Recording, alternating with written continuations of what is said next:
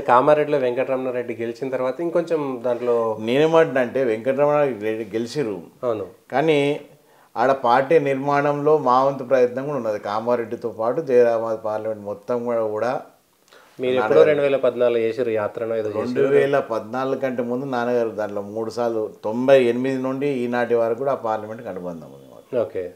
98 నుండి కంటిన్యూస్గా ఆ పార్లమెంట్ సెగ్మెంట్ తోటి మాకు అనుబంధం ఉంది కాబట్టి మా దాని మీద కోరుకుంటాం. అంటే అన్ని ఎంతమంది ఓబీసీలకు ఇవ్వాలి, ఎంతమంది బీసీలకు ఇవ్వాలి అది పార్టీ నిర్ణయిస్తుంది. ఓకే. ఓకే. విశ్వకర్మ యోజన దీనికి సంబంధించినటువంటి ఏర్పాట్లు ఎట్లా ఉన్నాయి? అంటే వికసిత సంకల్ప భారత యాత్రలో విశ్వకర్మ యోజనను ఇంకా పూర్తిగా అనుసంధానం చేసినట్టు కనబడడం లేదు. అంటే అవి రెండు వేరు వేరు పథకాలు.